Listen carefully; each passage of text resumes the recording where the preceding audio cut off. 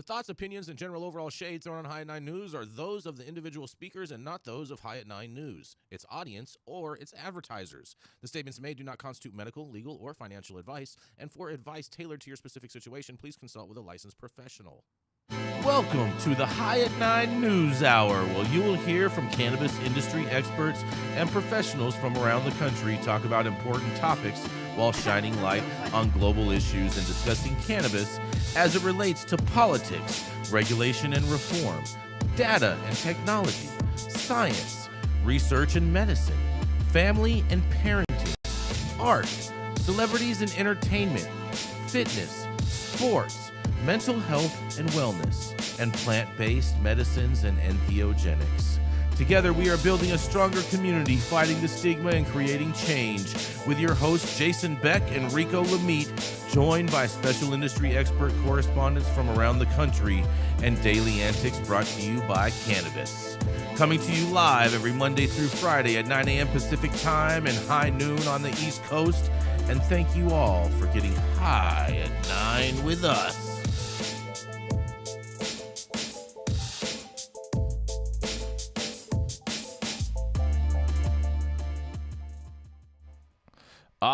Yeah, good morning, everybody. Hope you all are having an amazing day today.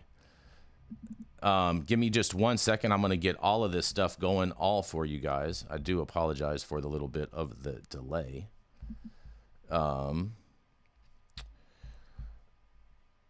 Is this working? Is it working? Oh, there we go. Yeah.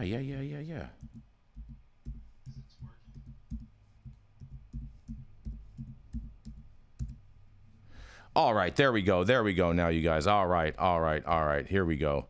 Good morning, everybody. Happy hump day. It is Wednesday, you guys.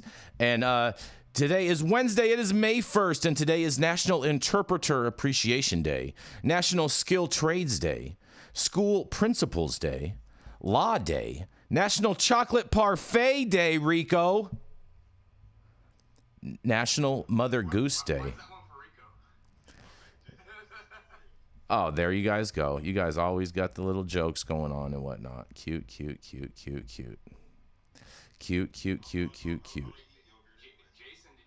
intentionally leave out Mayday, comrade? Well, slow down. You just give me a second, you guys. Okay. It's all. Oh, hold on. Whoa. It's also National Mother Goose Day, National Loyalty Day, and Silver Star Service Banner Day, you guys.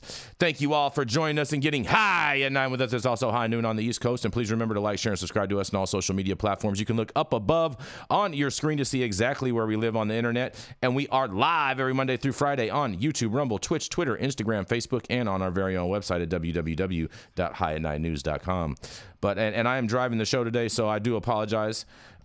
We are going to be rolling like this today. It's going to be a little interesting, to say the least, you guys. And I got to fix that sound situation. So let me figure that part out. Get this going. Boom. Oh, Happy man. Asian and Pacific American Heritage Month, everybody. Yes. Thank you, Mandy, for thank you. Thank you all. I didn't show on my thing, so I'm glad. Thank you guys for mentioning that. Much appreciated. We're going to dedicate this first half of the show to talking about what is going on. So I'm going to go roll right on into this story, you guys. The U.S. is poised to ease restrictions on marijuana in historic shift, but it'll remain a controlled substance, you guys.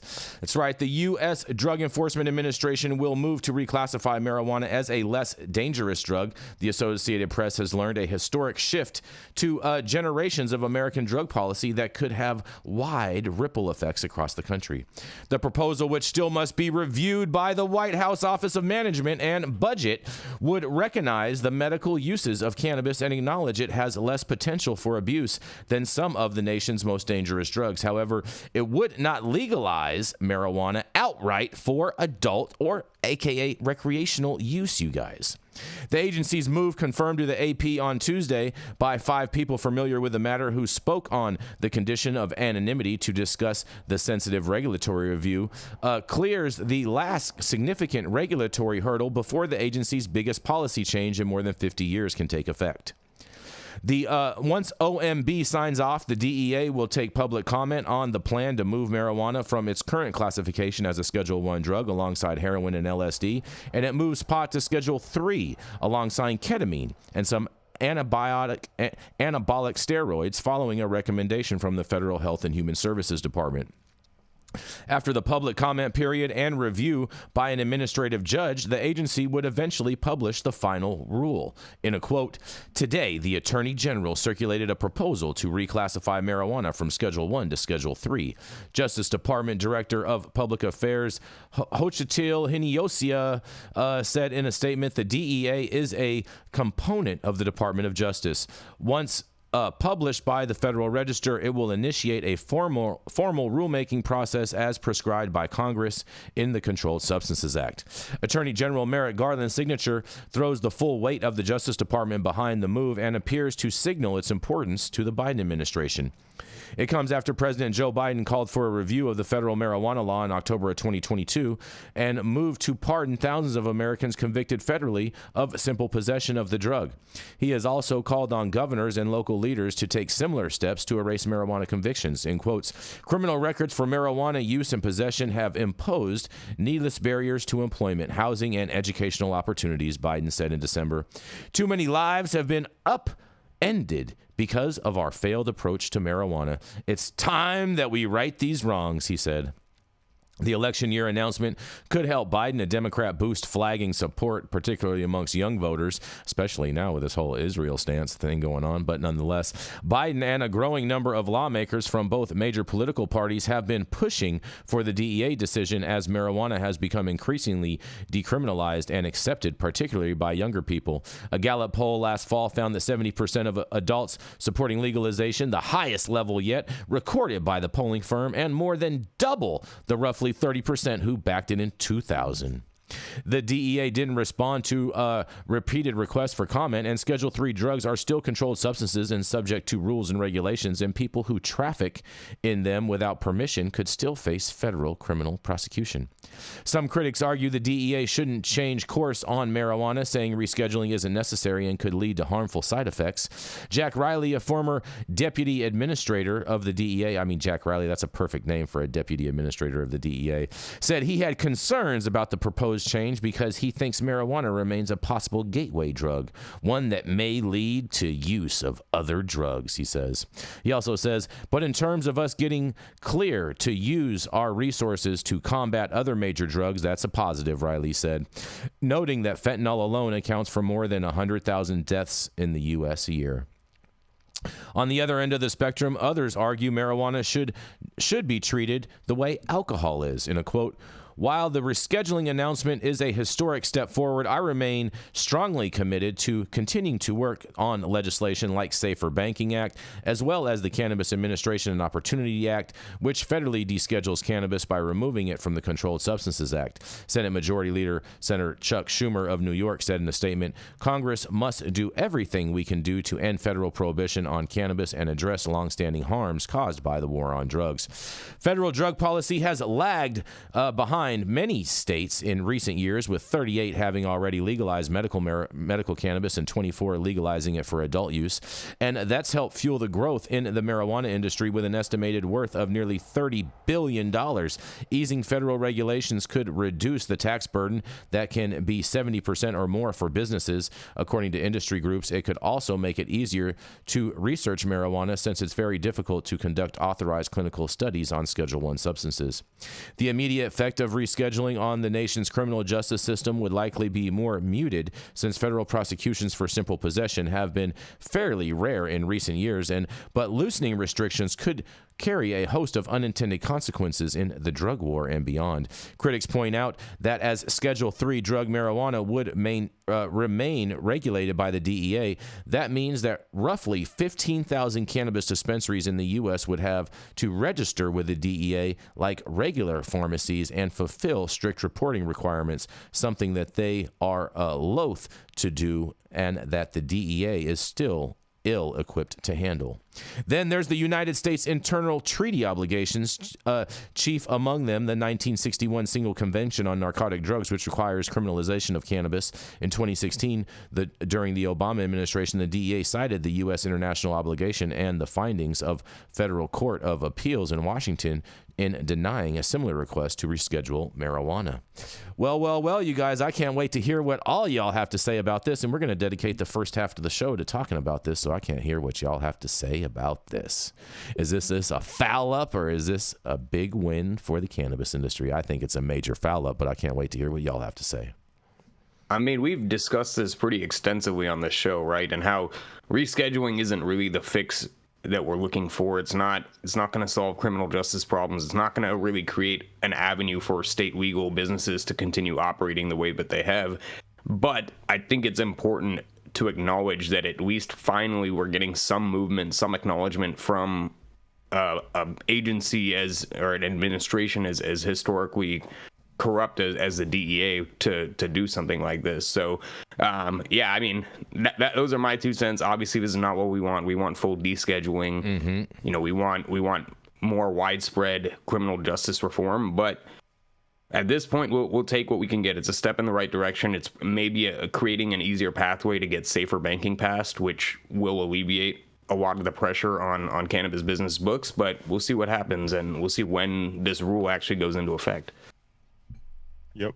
I see Mandy's picking up her tea. I see. It's going to be an absolute train wreck, guys. Mm-hmm. Right now, I don't trust the DEA as far as you can throw them, and a leopard doesn't just change its spots. And you're going to watch the rulemaking process roll out in an ugliest form here. And we're going to see just what the rules are going to be, because all the people out there promoting social equity and trying to make up for the war on drugs, there is no way in hell you're going to get a Schedule III manufacturing license or dispensing license, and if you come forward with a criminal record, you can kiss that license goodbye. It's never going to happen. And I can't imagine that they're going to have products out there like the consumers want. Right now, Epidiolex and Sativex are under-the-tongue tincture sprays. Mm-hmm. Okay? That's about as much as they're going to authorize for acceptable medical use.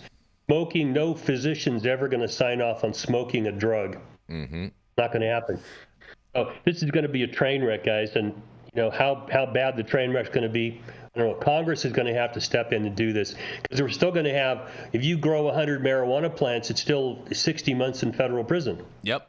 They're not changing that. They're definitely not changing that. And at the same time, if you noted in the story, it also said that cannabis is still on the schedule, this list of scheduled drugs, which means that you can still get busted for cannabis. So all the trappers and all that is just basically giving the DEA and the Justice Department some new teeth. And I feel like this may be a workaround for them to get around Rohrabacher-Farr, which is now McClintock-Blumenauer, which is the appropriations bill that says you can't go after state licensed businesses. And so I think that this is the start of the ramp up of enforcement on the trap world.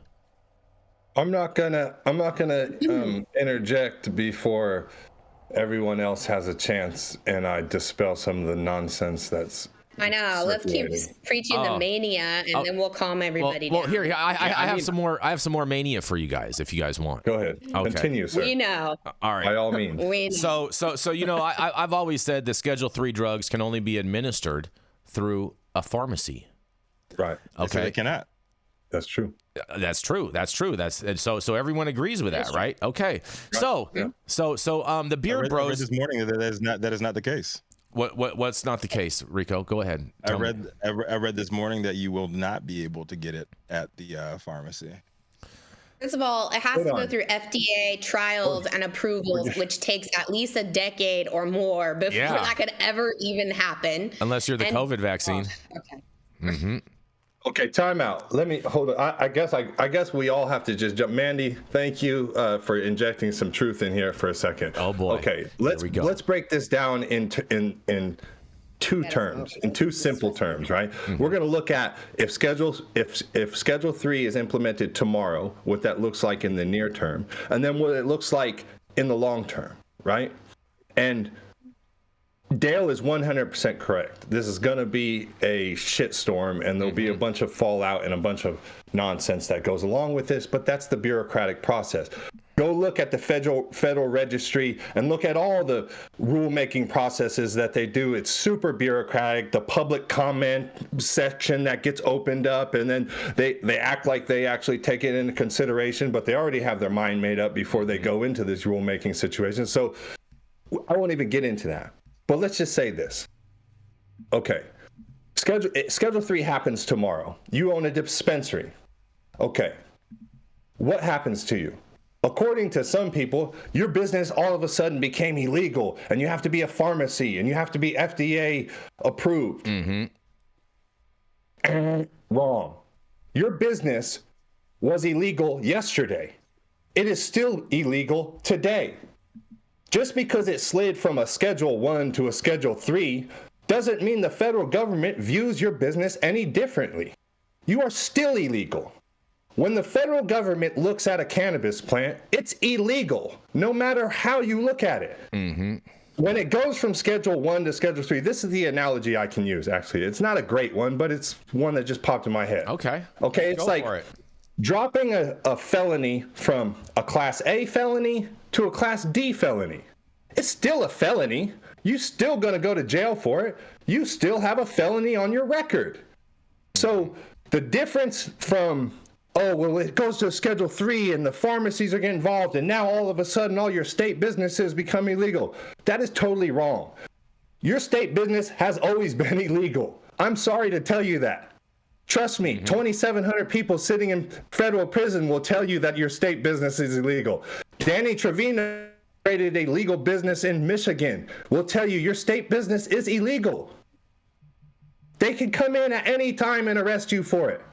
Now, because of the Rohrabacher-Farr Amendment that was passed in 2014, you have the ability to be protected if you are following state law in a state where they have cannabis laws that protect you, right? But that's not a change in the law. That is only an amendment. And anytime that amendment falls off, everybody is open to prosecution again. That's where you really should be worried about making sure that the amendment that protects you currently goes into legislation and becomes law. That's where we need to aim. Now, is this good? Yes, this is great. This is huge. It's historic. You think it's good? Right? We haven't had any kind of cannabis progress at the federal level. So a step is huge because we haven't even had an inch. I think, Luke, I think that's a really good point. And that brings up something that I was going to add to my earlier point, which, one, yes, Schedule 3 opens up the avenue to more legitimate research being approved at a federal level, which is something that we have not had in a long time. So that's a huge plus coming from this. As you pointed out, there's no difference in the change from the DEA's perspective or the U.S. Department of Justice perspective. And this gets back to really what Merrick Garland should have done in January of 2021, right? And that is to reinstate some version of the Cole or the Ogden memos, which were rescinded under the Cole memo Jeff Sessions' Department of Justice. The Cole memo never did anything. It's just a directive. But again, hold on. So let me finish real quick. But again, the Cole memo, even if it was reestablished, those are only guidances. Just like the amendment, those are they're real shaky. They're fragile. They can be removed at any time. So we don't want that. But let me just fast forward though, and let me say, okay, now if we take Schedule 3 and look at it in the future, as Manndie alluded to, right? Okay, once cannabis goes through the FDA trials, once cannabis goes through the whole process of making sure that it's safe for public consumption, and once certain companies are okay to produce cannabis products onto the market, yes, those will be provided through pharmacies. Yes, it'll be the same pharmaceutical way that you can get everything else. That's where the mess happens, right? Because how many people do you think really are going to legitimately go to a pharmacy to purchase cannabis, especially in California, especially in Northern California? Hold on. We are how not many going to Walgreens to purchase Granddaddy. I'm sorry. It just don't happen. How many dispensaries? It's just not going to work, though. How many dispensaries would qualify to actually get a pharmacy license? That's where you're getting muddy. Is like the dispensaries aren't going to be the ones that are qualifying. Yeah. That's never going to happen. Hold on, Luke. Your dispensary is never going to be Pfizer. That's not going to happen. So all this stuff of, we got to get qualifications from the FDA and try to get approval from, miss that. That's not going to happen. It's going to be something different.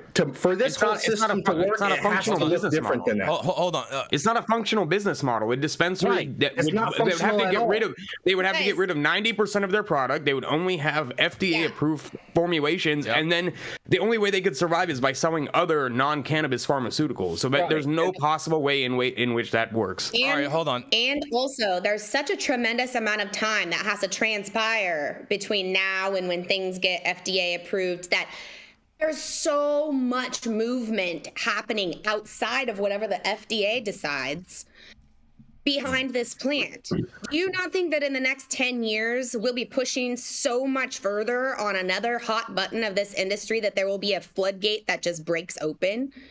That's what's going to happen. We just can't give up. We have to keep pushing on all of the other topics. We have to keep talking about people who are incarcerated. We have to keep talking about all of the fucking ridiculous rules that make our industry impossible to navigate. We have to continue innovating. We have to continue pushing forward with science and technology in this industry. We cannot get complacent. Fuck what the government is doing. Keep on your path. Pushing forward, and you never ever get to take off your advocate hat. I don't care how old you, on your dying day, if you keep making money in this industry and you take off your advocate hat, you just sold out. So there's an interesting post I want to bring up to you guys, and I think this kind of touches on a lot of the things that you guys mentioned. Beard Bros put up a post on Instagram, and it's a quote from a guy named Anthony V. Manndie. And he's a RPH FACA, and he's the owner of and pharmacist in charge at Bell Pharmacy in Camden, New Jersey. And I believe, if I'm not mistaken, they also have a cannabis license there, and a dispensary that is attached to the pharmacy. And this is what he says. I continue to sound the alarm about this so-called win for the cannabis industry. Finally, someone who gets it is listening. If the DEA reschedules cannabis to Schedule 3, the industry as it exists is finished, in all caps. Rescheduling means the following. 1, all cannabis sales will end because Schedule 3 drugs are prescription only. For example, cocaine is a Schedule 2 drug. Do you see any legal recreational cocaine shops? Anabolic steroids are Schedule 3. Where are those dispensaries? This will put all recreational dispensaries out of business. In order to dispense a Schedule 3 substance, access will be limited to licensed pharmacies only. And point 2, he says all cannabis dispensary owners will be forced to register to obtain DEA licenses. Cut that off. What world does that dude live in? Hold on, let me finish. Hold on, Luke. Let me finish what he's saying. Don't take cannabis and legal advice from a pharmacist. That's the moral of that story. Let me finish what I'm saying. The D will force to register and obtain DEA licenses in order to dispense cannabis. As a pharmacist who's gone through this process, I can tell you that if you have any sort of drug conviction in particular or felony conviction in general, you have no shot at obtaining a license. All equity license holders are immediately out of the picture once these legal barriers are removed, and sure some banking opens up and state lines may be erased, but I don't believe that that's going to be the case. That's me saying that part. And our industry will then be overturned by big pharma, big tobacco, as well as online entities such as Amazon, chain drugstores like CVS and Rite Aid that are all failing and need a new revenue stream will go all in. Our prices will be set by the PBMs because prescription-only drugs will fall under insurance controls, and small businesses stand no chance against that backdrop. As for me, hey, I'm already a pharmacist who owns a pharmacy that is under the same roof as my dispensary, so I may survive. But to the rest of my colleagues, fighting for rescheduling means being an advocate for your own demise.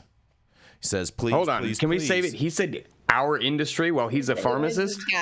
He's a pharmacist that also has a cannabis dispensary. He's also a license in New Jersey. Yeah, but okay. I mean, but he is also a pharmacist, so that's also our industry now, isn't he? But I mean, in theory, he's correct. All the things he said about registration are correct. But it goes back to what Luke said. Look, if the DEA and the Department of Justice had the resources and the will to start shutting down illegal businesses, they didn't need for it to get rescheduled. They can do it as a Schedule I drug. In fact, they have more of a legal premise to do it while it's a Schedule I drug. No, they can't. So yes, he's right in theory, but it's not like tomorrow the Department of Justice and the DEA are suddenly getting a blank check to go and start enforcing federal law. They would have done that under Jeff Sessions. The appropriations bill prohibits them from doing that, so they can't do that, and that's why none of that has happened. No. The Appropriations Amendment only prohibits them in states where it has recreational or medical laws. Now, in Alabama, the feds aren't pushing these cases either. In Mississippi, the feds aren't pushing these cases either. In Florida, they're not pushing these cases. So it's not just the feds have taken a completely different approach to cannabis because of it. It's not just because of that law that why these people are protected. It's the whole federal policy has been a hands-off. I'll tell you what, it'd be a hell of a... Well, let me address something. Nick said something in the comments that I just wanted to say. He said that in order for a Schedule III to be dispensed, you have to have a pharmacist on site by law. And then if you didn't, somehow that you would be legal. Nick, again, brother, it doesn't matter. Like if I don't have the pharmacist today at Pheno's, I'm illegal federally. If I don't have the pharmacist tomorrow at Pheno's when it's Schedule III, I'm still illegal federally, brother. It's the same thing. It doesn't matter. Your penalty might be slightly different because a Schedule I has a heavier penalty in a federal court than a Schedule III usually does, but that's up to the judge's discretion. Mm-hmm. It can't enforce the law. That's the problem they still can't grapple with. They cannot enforce the marijuana laws or cannabis laws in the United States because the American public told them to sit down and shut the fuck up. We want people to have access to marijuana and stop this. Okay, Rohrabacher Farr in its latest iteration is just acknowledging that the people don't want you to keep fucking with people over smoking weed. Stop it. They can't enforce this law. It's become very unpopular for the federal government to do that, even the state governments. It doesn't matter whether they schedule it 1 or 5. It doesn't really matter. It's not going to change the trap market. You'll still be able to go around the corner and buy yourself a bag of decent weed or maybe boof or whatever. And this is all a game being played because they can't control the narrative. Congress needs to act and get this shit out of the schedule altogether and then let some products go back into the FDA market. Epidiolex and Sativex right now, if you're having seizures and shit like that, you can get it right now. Mm-hmm. That should still be available. But for the rest of it... I have a question for you, Dale. I have a legal question for you. I have a little legal scenario for you. Are you ready for this, Dale? Yeah. All right. So let's just say Schedule III goes into full effect. Okay. And let's just say all the dispensaries are still operating just as they have, and they're just selling product and whatnot. And cannabis is now classified as a Schedule III drug. Okay. As they should and as they will. Okay. All right. So Dale, what happens to the anabolic steroid and testosterone producers take the government to court for allowing them to sell over-the-counter Schedule III drug?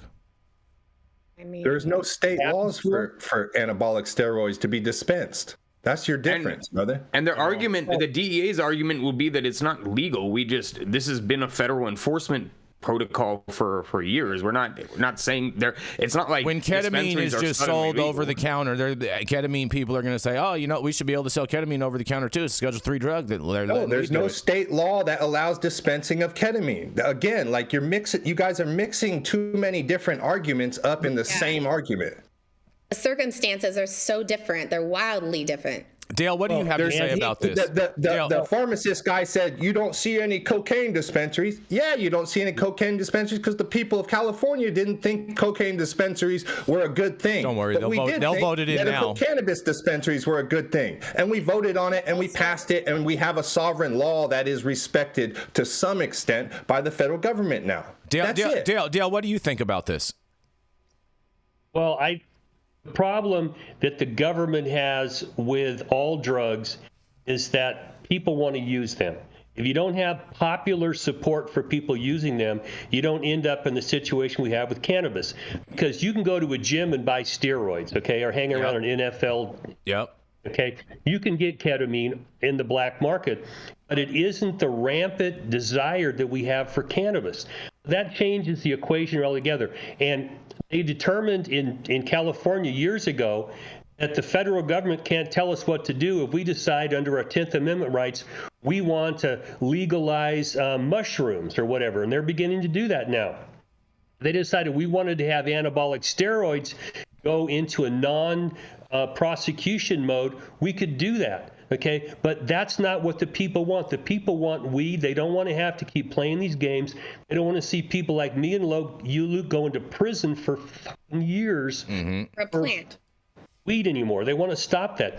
So that's the problem they got. And in the law, we call it de jure, which is what the law says, versus de facto, which is what people are doing. And right now, the argument doesn't fit because people want weed. They'll buy it in a trap shop, or they'll buy it in a dispensary. They'll buy it from their cousin or a guy who knows a guy. And you don't have the same market for these other drugs. So it's a false equivalency. And the federal government decided a long time ago, this is something we just can't win this game. So they stopped enforcing. Except for people like me, they wanted to make an example of, and trust me, Luke and I got prosecuted because they wanted to send a message out there to people, we will fuck with you and ruin your life if you do this. And so they're hoping it will get people to back off. It just did the opposite. It pissed people off and said, you're going to do this. We're going to just push this forward. That's my statement. This is gonna heat up the 10th Amendment fight, is it not? Oh, now you have I hope it does. I hope it does. Yeah, I hope so too. Interesting. All right. Well, on that, we're gonna roll into a commercial, and we're gonna be right back. I'm gonna hopefully this thing will work. Let's see if this works. The control tower from Highly Educated has perfected the dab. Utilizing the concept of thin film evaporation, you can waste none of it and taste all of it.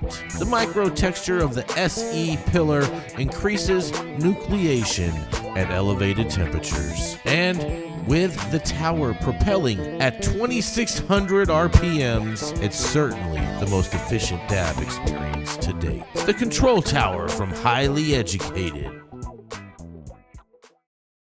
All right, stop whatever you're doing. Make sure that you hit that like button. I know we'll appreciate it. You'll appreciate it, and YouTube will appreciate it. Also, make sure that you subscribe to the channel if you've not subscribed already. We just recently hit 3,000, so we do appreciate all of you, and thank you all so much. And all of the articles that we cover on today's show at www.highat9news.com is where you can find those stories at. And we look forward to seeing everybody this Friday for the shit show. Oh, shit. Son of a bitch. Sorry, you guys. My bad. We didn't deschedule, so did we bust? It's just, oh. I'm Jason Beck, and this is Smoky Vanilla. And if you want to feel as good as I look, then you need to get a stretch and smoke with Smoky Vanilla. Hi, I'm Smoky Vanilla. I have my bachelor's degree in kinesiology, and I'm a sports massage therapist and stretch coach. I focus mostly on individuals that are in sport with chronic pain or injury. I love to intuitively create and customize a session based on the individual that I'm working with. We'll go over a few postural assessments, work together to create a wellness journey based on the health history, past injuries, or anything still affecting you today. And we'll get you back on your feet right away with less pain.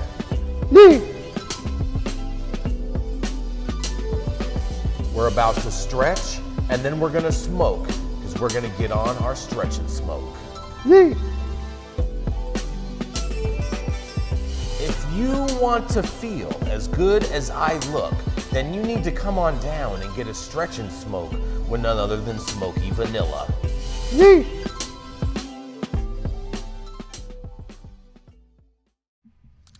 All right, and we're back. Yes, Can I we make a are. So up request? next. Can we What's get a sound like a yeet button on the show? Yeah, we're not getting anything like that today because really Adam's on vacation. We can just yeet it. Okay. We'll work we can on make that. for you. Recorded by Smokey Vanilla himself. Yes. Ad-libs by Smokey Vanilla. We got to keep this train going, you guys. Exclusive. But up next, we got a 36-year practicing attorney and now retired founding partner of Armada Law Corps, here to break us off with a little Tio Loco news. It's the man, the myth, the legend, the expert in pissing up several ropes at one time. Dale Schafer. What do you have for us today?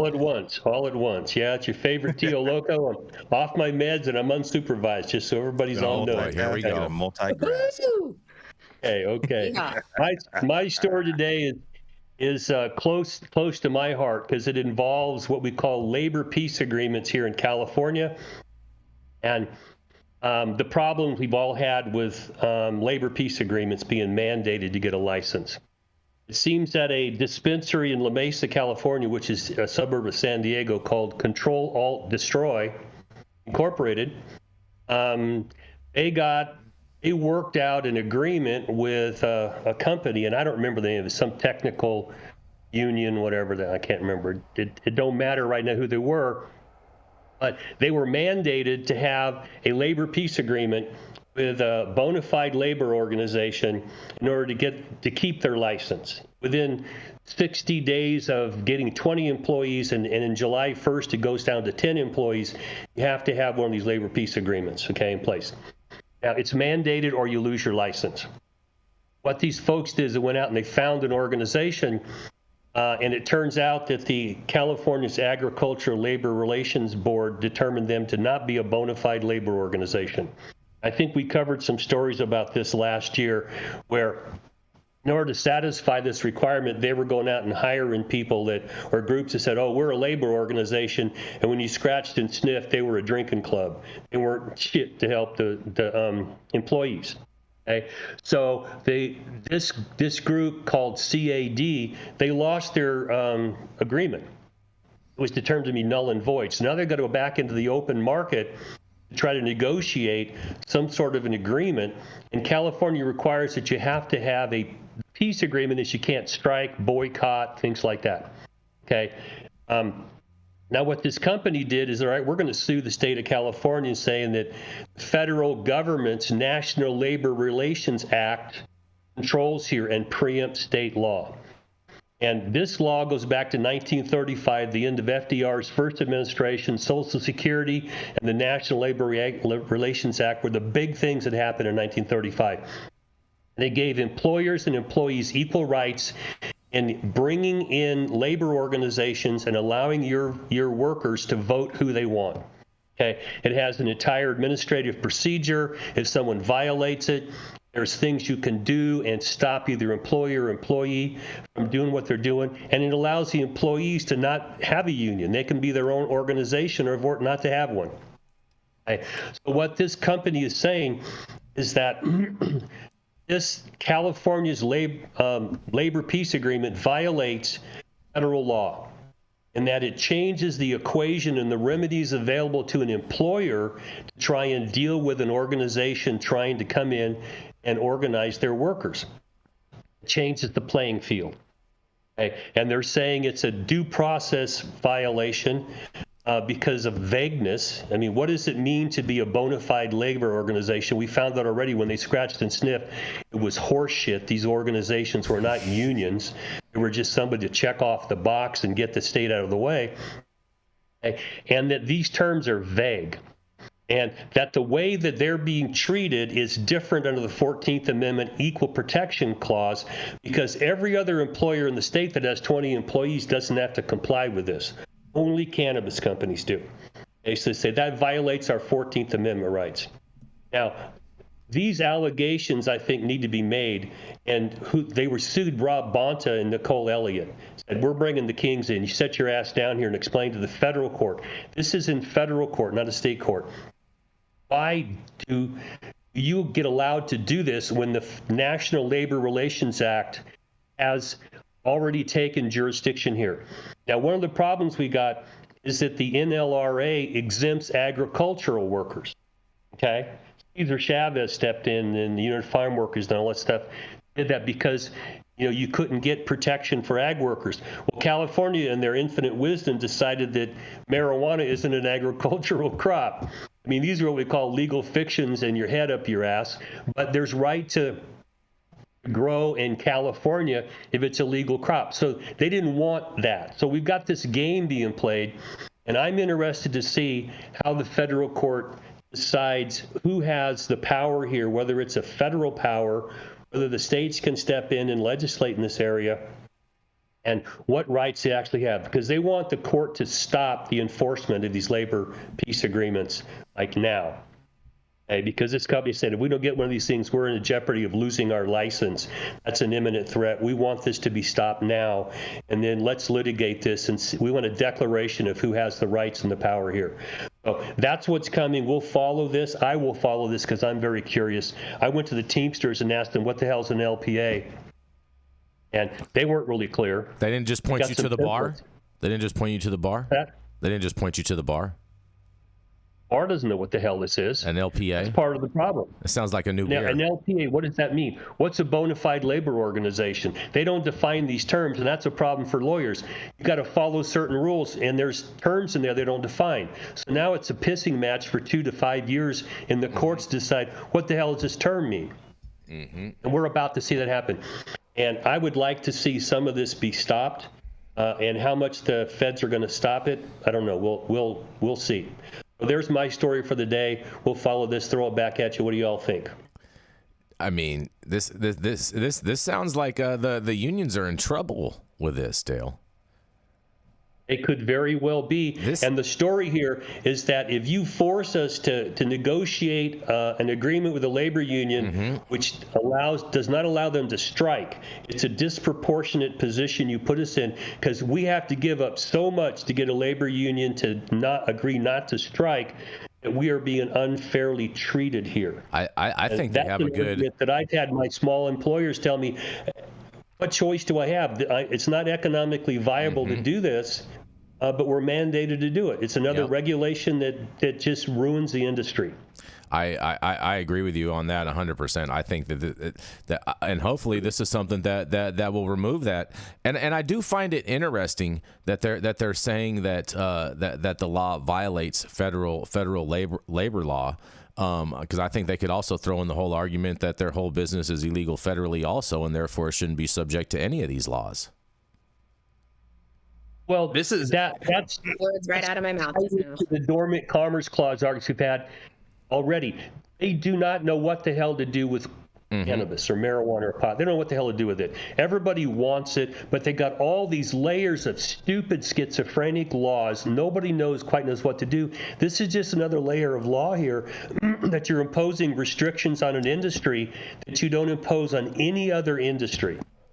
And they don't know what the hell to do with it. This seems like a massive case of fuck around and find out. Basically, they've made these decisions on a bunch of arbitrary rules based off of what they want the outcome to be, not based off of common sense or what's the truth, such as why is a cannabis business and cultivation not considered an agricultural business? The reason is because then they don't want people to be able to grow cannabis freely. So when they're using these random decisions of what they want an outcome to be to walk backwards, now all those roads are converging right now, and it's a massive case of fuck around and find out. So yeah, this should be interesting to watch. I have no idea what the outcome will be, but we'll see. None of us do. It's impossible to know. And we won't really know for a very long time. But again, this is why it's so important for all of us business operators and people who are just like industry adjacent. We have to continue putting our foot forward, pushing on policy, writing up what we think it should look like, not just complaining about what it is, right? Because it doesn't help an official anywhere if you're just bitching about the problem, but you don't propose a solution. That's true. Right? I was thought that's whining, Manndie. Happening in this industry, and I'm going to call out my fellow California compadres. We're the worst at it. We are the worst at it. We used to be the biggest advocates. I used to stand in rooms of hundreds of you for policy discussions. And now I can hear a pin drop in those rooms. Yep. I'm calling all of you back out. Yeah. Well, I was taught that if you identify a problem without providing a solution, you're just whining. Yep. Okay? There's a lot of things we can talk about for solutions here, but the problem is the trap market's alive and well, and people are like, what do I need to do here? I can get my weed. If you go into this business, you are going to die. It is economically not possible to survive in the cannabis industry with all the layers of schizophrenic bullshit regulations and taxes we have to deal with. This is just another one. Well, just let me dovetail on what Sohum and Manndie and you just said, Dale. When you base legislation or law or regulations and policy on blatant mistruths and lies and misinformation, then you have to continue it, right? You have to continue it with another piece of a lie or a mistruth or some other BS to continue the life of the first one, right? And you get into this huge web right now that is going to be so tangled that you're just going to have to implode the whole thing and start over. Because that's what happens when you base these policies on basically misinformation and people who don't know how to operate within the industry. How many times do you see people come to a table and make decisions about an industry and have 0 people from that industry at the table? Never. Only in cannabis. Only in cannabis will you see a group of lawmakers and attorneys and law enforcement personnel all come together and make a social equity policy in Sacramento. Right, or you have all of these MSOs that are representing everybody else and showing up to talk about social equity. Right. I want to give everybody a little bit of grace, because like this shit is sucked, right? When we were at those meetings back here in California back in like 2016, 2017 before the hammer dropped and things were officially legalized.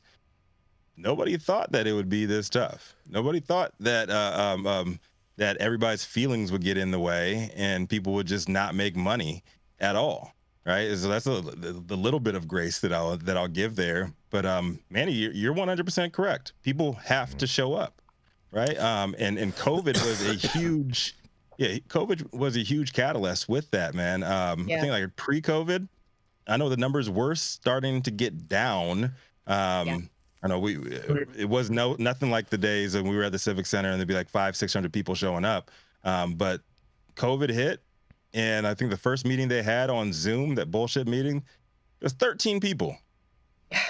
Well, 13. Hold on, but hold on. No. We gotta go to a commercial. Real quick, hold on, Jay. Real quick, let me just say this: like the COVID situation, like Dale and I were advocating from a prison cell with a pen and paper. So, like, that is not an excuse. Like, an advocate is an advocate no matter where you put them. I know COVID affected everybody and kind of put us in a box and changed things.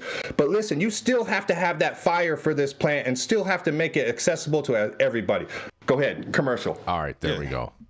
Get ready for the return of the shit show to Los Angeles, returning Friday, May 3rd. 7 p.m. to midnight at a brand new venue. Comedy sets by comedians such as Demi York, Lindsay Ames, Alyssa Phillips, Chris Thayer, Josh Shakespeare, Fumi Avi, Jay Snow, Brent Weinbach, Chris Kelly, and hosted by none other than Abdullah Saeed. So head over to www.cloudmedia.partners now to get your tickets, and we'll see you there. Oh, look at that. Look, much smoother transition right there, Rico. That was beautiful. We're getting You going to do Manndie? You going to do Manndie? No. I told you you're introducing Sohum. All right, man. So up next, we have the man, the myth, the legend. He has been in the industry on the tech side of the game for over 10 years. And now he's representing the great purple state of Texas. Even though it's where red. They actually it's really red. Are not very cannabis friendly. But he's working to change all of that with his new brand that's athlete and lifestyle focused, named Prime. It's coming to the stage. No. Prime's that energy drink that Prime is fucking people up. You got me all screwed up over here. I apologize for that. He must be on that prime right now. It's like a skateboard on a handrail, something like that. Grind. Coming to the stage. Sohum. Thank you, Rico. Sorry we don't have the. Yeah. So There we go.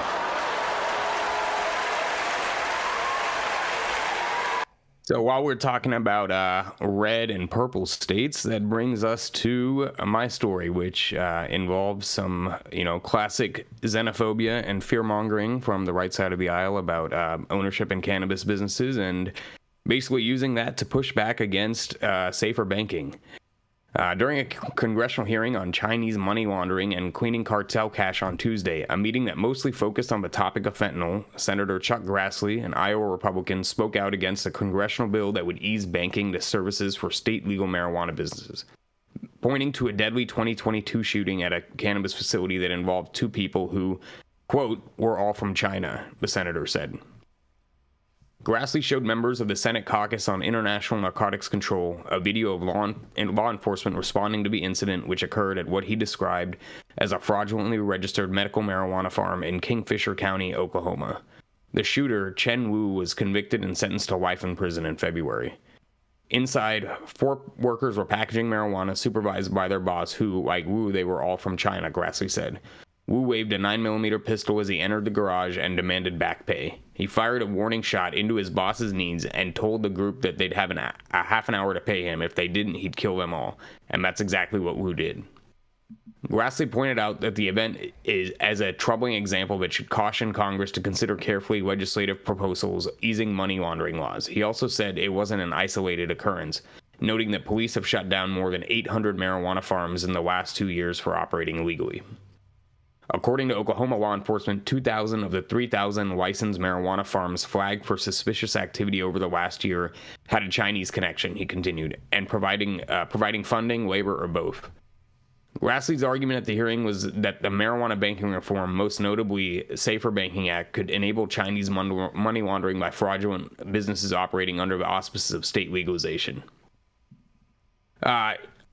I'm not going to keep going into all of his quotes because basically it's just a lot of xenophobia and saying that there's a widespread amount of illegal Chinese nationals operating farms in Oklahoma, which there are some. There's no doubt about that. And, there's been instances in other states as well. But as somebody that actually operated a farm in Oklahoma, the craziest part about this to me is that there's a much larger Hmong population in Oklahoma, specifically in the cultivation space, which is why it's hard for me to take anything that he's saying seriously, because he's just basically calling all Asian people Chinese. And there's actually quite a diversity of Asian people that work in cannabis, whether it's in California, whether it's in Oklahoma, whether it's anywhere. There's Vietnamese people, there's Hmong people, there's Cambodian people.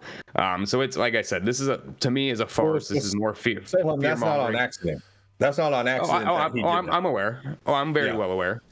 I mean, yeah, there's a lot. I mean, it's tied to this overall fear-mongering of associating things with the Chinese Communist Party and then smearing them. And we definitely shouldn't be surprised, because cannabis prohibition itself is rooted in fear-mongering and xenophobia against immigrants from the early part of the 20th century. So this is not a new tactic, but we'll see what happens. Again, I think that Schedule 3 might have more of an impact on a law like safer banking getting through than any real impact on day-to-day operations at a state legal cannabis business, but we'll see. It's just, I think maybe it's a little bit of a silver lining and a victory when the other side is resorting to these tactics to try and get their point across. Well, the sad thing is it works, right? It works when you say, hey, the Chinese Triad Communist Party is coming for your children by giving them fentanyl-laced cannabis. Dun, dun, dun. Like, you see how that was like the PSA right there for the Drug Abuse Institute. Straight up. So it's like when I continue to strike that chord, because they know that they can create this division amongst us. They know that we can do a us versus them. Oh, those people look different than me. They're a different color than me. They're different. They eat different. They live different. So it obviously is them that is causing these plights for me and drug use in this neighborhood. Like, come on, man.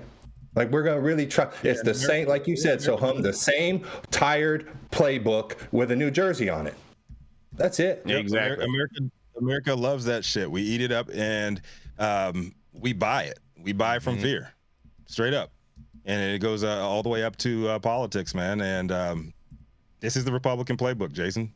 You strike up a bunch of fear, and you sell that I'm going to be the one to fix it, and then that's how you get support from your followers there. When it does not have to be that way, but I think it's also interesting to point out in this story, even in Senator Grassley's comments, the motive behind the incident in Kingfisher County, Oklahoma, that he brought up was somebody was not paid wages that they were owed, which is not even close to being unique to a legal or an illegal cultivation or a dispensary, whether it's in Oklahoma, whether it's in California.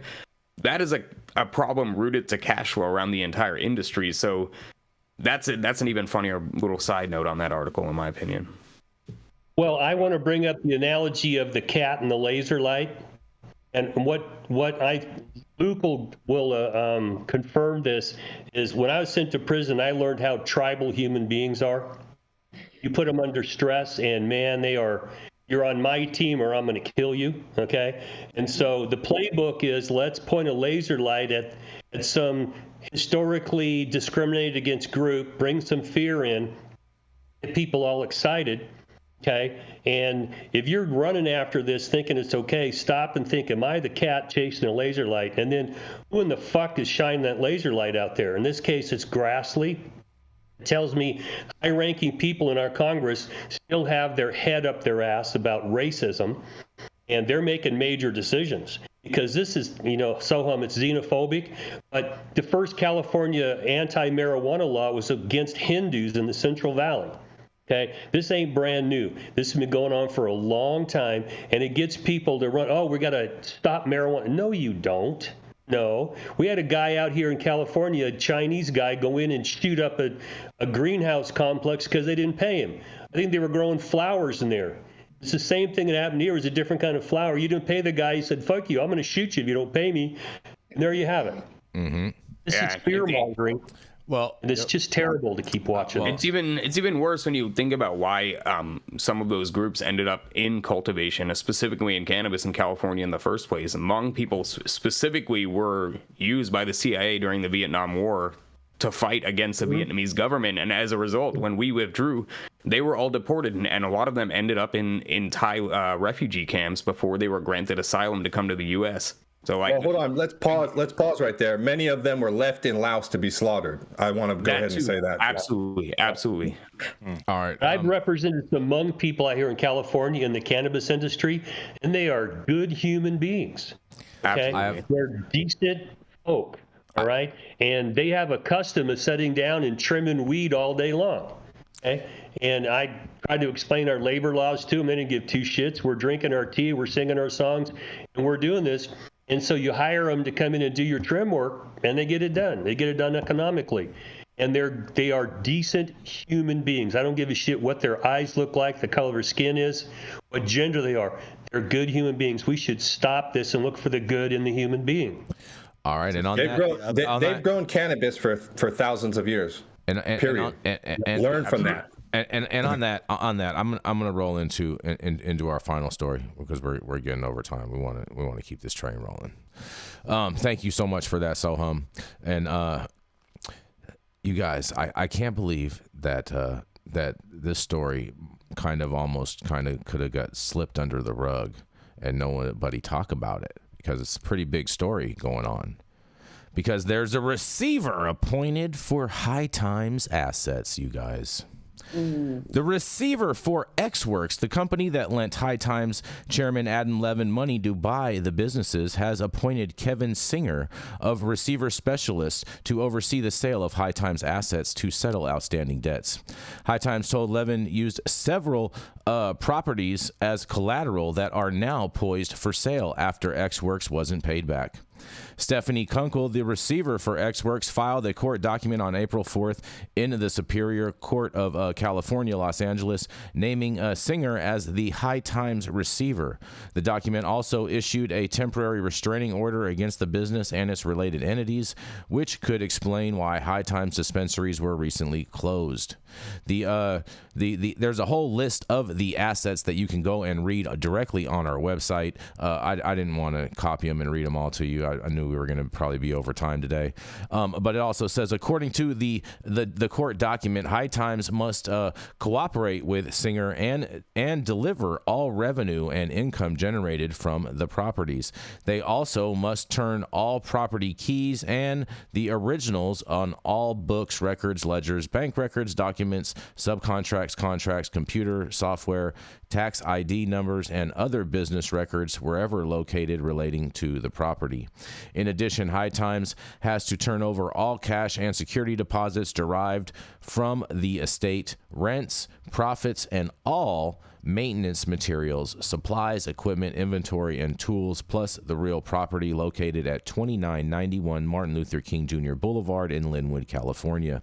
Singer will be able to operate, manage, and control the estate, plus collect and receive any rents, sub-rents, lease payments, profits, and other income from the estate to protect, preserve, improve, and maintain the estate.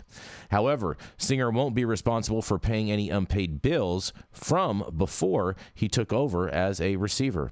The court document also states that the borrower could declare bankruptcy, or it could enter into a settlement with Xworks. If for the latter comes to fruition, Singer would return the assets to High Times, and neither option appears likely, as bankruptcy is not usually an option for cannabis businesses, and the two entities have been unable to settle for some time now. Singer did not comment on the court document other than to say he would issue a report to the court by the end of May, which starts today, you guys. What do you all have to think about this? I just saw this coming across the newsfeed. AP, Singer starts pharmaceutical company to dispense cannabis. I don't know what that means, but you're so funny. You are so funny. Receivership so funny, is something that is what's available when you get yourself in these kinds of situations where the other side has lawyers and they're not willing to take, just hang on any longer, and they start filing litigation to collect their debts. Mm-hmm. Our firm does receiverships in the cannabis industry, and there is just no way you can look and find a good answer, because you can't declare bankruptcy and protect your assets. You've got to go in and work out deals to assign for the assets for the benefit of creditors and everybody else to agree to it. It turns into a god-awful mess that's very expensive, and you lose control of your business. You turn the keys over, step back, and a receiver runs everything. Mm-hmm. And there's just nothing nice about it. Mm-hmm. And the industry right now is upside down in debt. Every place you look, people owe more money than they're making. I don't know how people are keeping their head above water without a sugar daddy. And this is just going to continue to be a problem until bankruptcy is available. You can go in and get a court to stop collecting assets and declare people clear from debts through an official process. This is the best we got, and it's ugly. Mm-hmm. Switching gears real quick, I want to just say shout out to Omar Figueroa, who we got live in the chat, keeping it hype. Yes. Omar's brilliant attorney friend of ours and future judge of Sonoma County. Yeah, that's why he couldn't do the show anymore. Omar used to be a correspondent here on High at 9 and had to resign due to the fact of him running for judge. Had to keep that neutral bias. So shout out Omar Figueroa. And if you do live in Sonoma County, we should have a whole sidebar High at 9 sesh on this rescheduling. If you do, I think he's right. If you do vote in Sonoma County, we want to make sure that you do vote for Omar Figueroa for DA out there. It'd be a good choice. You ready, Rico? Oh, I'm so ready, man. Mm-hmm. So, I like to say, it is May. It is May. It is May. May 1st. It's May Day, you guys. It's May Day. May Day, J Day. Jason's favorite day. Yeah. For the comrades. I would like to say, Jason, Kevin Sabet's sources are better than yours. Not even Kevin close. Sabet called that shit yesterday. He said it can happen today. It can happen tomorrow. My sources tell me it's very close. It's so close. Being a prohibitionist in 3 different presidential administrations. Nothing happened though. I mean, that's the whole thing. You guys realize is nothing happened. All it is the DEA just came out basically and said that they are going to agree with moving it to Schedule 3. That's all that really happened. There's still a whole process involved. This is not. And Mandy's right. Nothing has changed. Yeah. Kevin Sabet is still a clown. Still Kevin Sabet. Mm-hmm. That was the nicest way that I could say that. I thought that was pretty nice. Jason Beck. If Kevin Sabet has better sources than Jason, and he's a clown. That's not true. It's Jason. I mean, Jason is on a unicycle juggling with blowing fire then. Mm-hmm. He's the highest Republican in the room. Yes. Thank you all for joining us for yet another episode of High at 9 News. You can catch us live weekdays, 9 a.m. Pacific, high noon on the East Coast. Big shout out to our super fan show and love getting their comments posted live on the big screen, our live audience and online supporters, catching us across all media platforms, tuning in each day to the headlines of chaos, also known as the developing cannabis industry, to our vetted correspondent team tuning in from all over, bringing us much needed variety of perspective and your respected opinions to the table. Our production team, Cloud Media Partners, all our sponsors keeping the lights on and our AV struggles to a minimum. And special shout out to Zen Brands as our newest sponsor. Shout out to Zen Brands. Yeah. Make sure you guys have a very Zen month of May. Yes. Get your meditation on. Check in with the ones you need to check in with, and hug your mother. You know, give your grandmother a call. Do what you got to do. Get right with the ones you get right with. But always, Cannabis Sativa L, the reason why we show up for every show. Thank you too. It has been Wednesday, May Day, May 1st, 2024. The show's over. You've all been blessed with the top industry headlines. Big one today. And we will be watching as legislation goes forward to see what actually goes into these rules and these laws. But I just got a text about something that I guess we're going to talk about tomorrow. Tune in tomorrow. Yes. Flexing the sources. Rico Lamitte. Yeah. The dopest dad. Sabet ain't got shit on us. Nothing.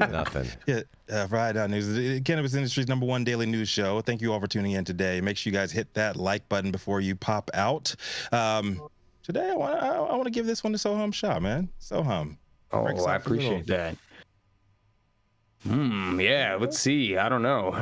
I guess let's be a little bit happy and thankful for having the slightest amount of superficial movement at our federal level, but it's something. And take some time away from your computer today and go rolling up, go outside, get some sunlight, get in the water if you're near the water, and go Chelsea. We play today in a couple hours, so keep that blue flag flying. What is that? Is that a college football? It's a London football club, soccer club. Oh, they play football in London? Or what Jason would call communist kickball. Stop it. Oh, Jason's communist kickball game. It's called soccer. You guys have a good day. It's called. All right, you guys, come on. Yeah,